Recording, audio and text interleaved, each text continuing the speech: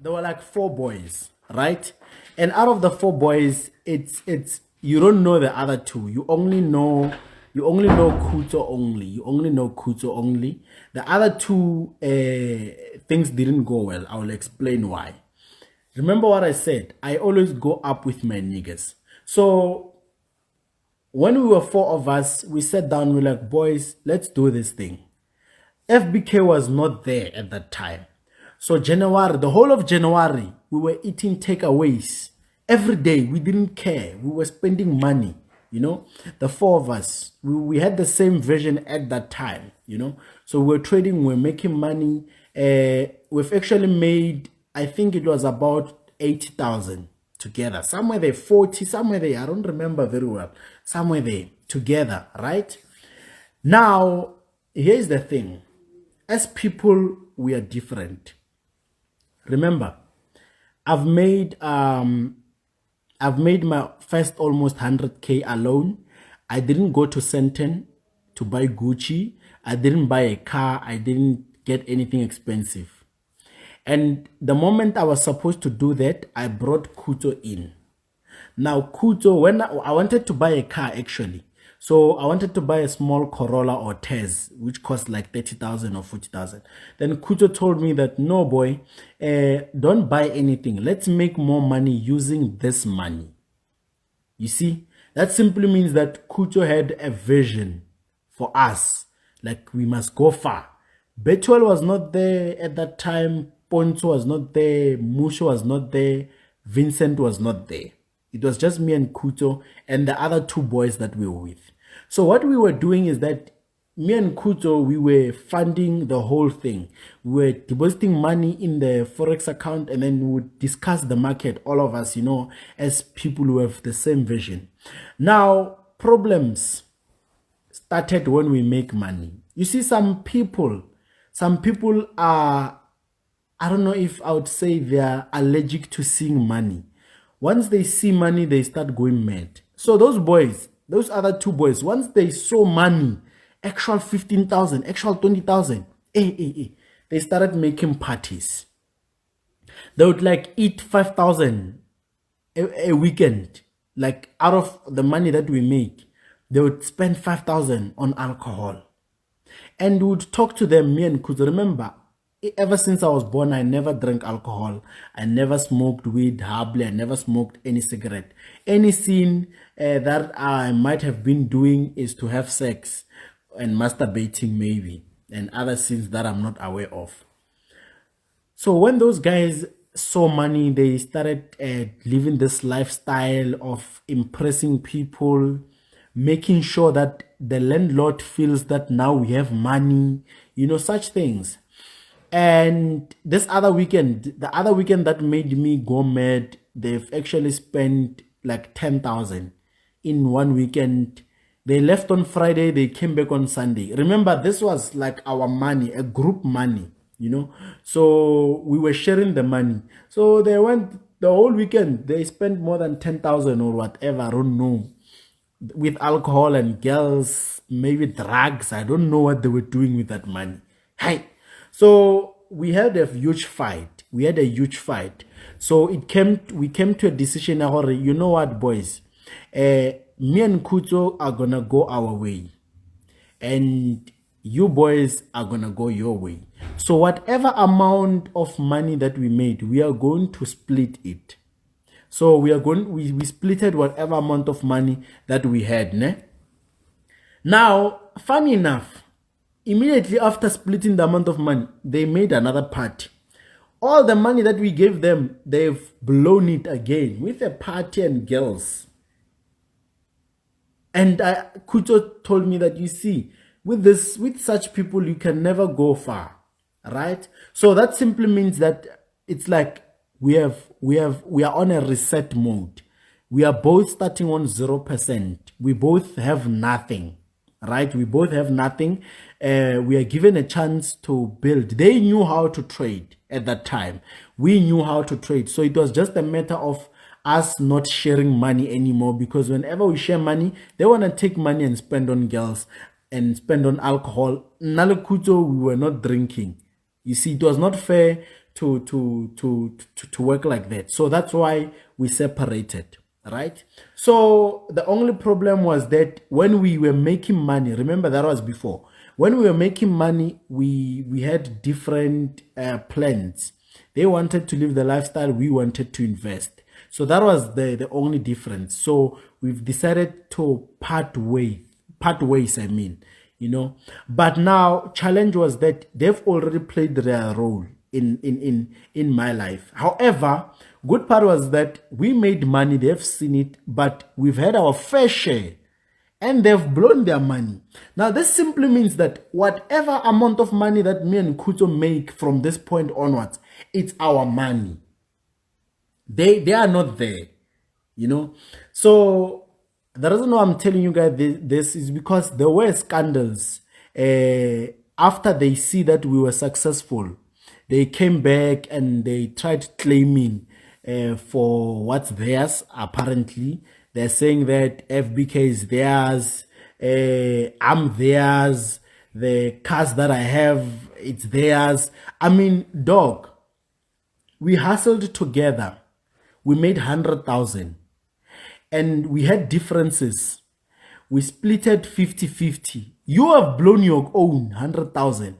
Now mine, I've invested it and made more. When I make more money, you can't come back and say what I've made is yours. You guys, you understand? This simply means that there are going to be people that you start business with today, right? Those people are going to leave you during the way, during the progress of the journey, because it's tough, right? Now, when they leave you, they're going to leave you alone. When you make money, they're going to come back and say, yeah, you started with me. Chief, if I started with you, you are not supposed to leave me in the first place. So just be aware of such situations. Just be aware of such situations. There's always going to be that one person who claims that they have leverage over your life, over your success, and that's nonsense. Because most of the things that you went through them alone. They were not there, right? Now, it happened. And then me and Kuto Vele, we pushed, we traded. They were trading as well. Here's the thing. Here's the good part about it. They were trading as well. The difference, the main difference is that they were trading with like $10, $20. Me and Kuto were trading with $1,000. I get it, they didn't have money to fund their trading accounts anymore because they've blown it on girls and alcohol. So me and Kuto had enough money to fund. So we were trading the same thing. They would make $50, we would make $5,000. So it's part of life. We all make choices, Now, there was a time whereby around February, I made a video. Now, this is how FBK was started. This is how FBK was started, right? This is very important because I see so many Forex traders out there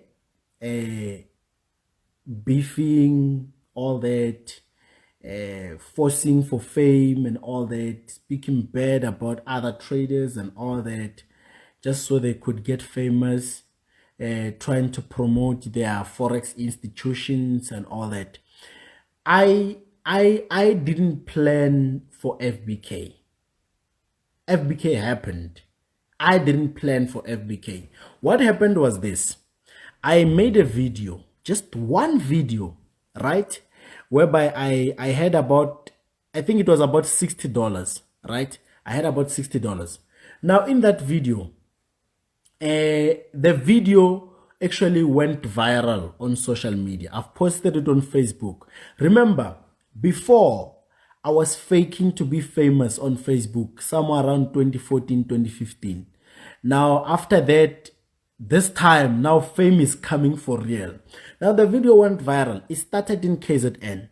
Now when I'm on Facebook, I'm checking my DMs. I see so many people inboxing me. Hey, yo, bro, I saw your video. I'm like, which video? They're like, the one you posted. So people were sharing that video. In that video, it's still there. I'm going to look for it.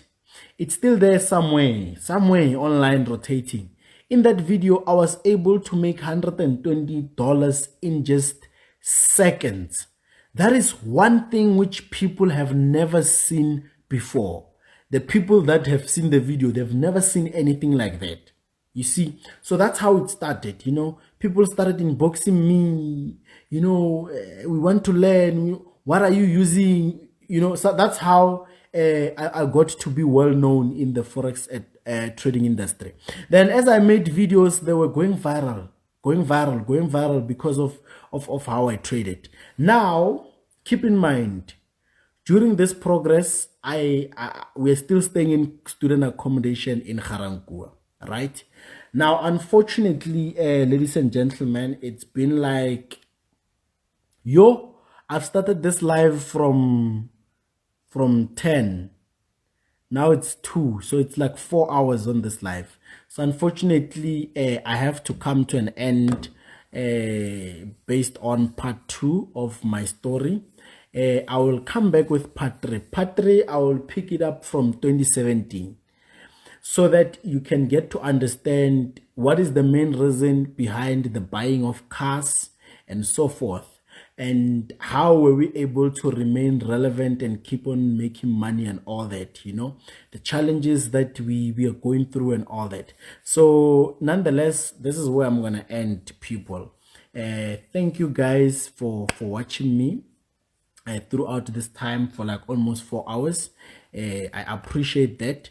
So I feel a need to share my story with you guys, because I'm tired of being judged by people who don't know me. So rather today, judge me because you know me, right? Because I've shared my story with you. Don't judge me because you've seen a post. Just because there's Forex trading and then you want to judge me. No, that's nonsense. Fuck you for that. But judge me because now you know who I am, what I've been through, what I was doing and all that. So I'm just going to save this live video on my timeline so that you can be able to view it. Nonetheless, I will see you guys on part 3, whereby now the journey starts. I will still talk about the reality show. Don't worry, I will still talk about the reality show and so forth. You'll understand so many things, and you'll understand the main purpose of the media, that the media's main purpose is to destroy, not to build. So I will share so many things going forward. So nonetheless, thank you guys. Don't forget to set your notifications on. The best way is to just set your notifications on for when I'm going live, whenever I decide to go live. Therefore, you can simply not miss part 3.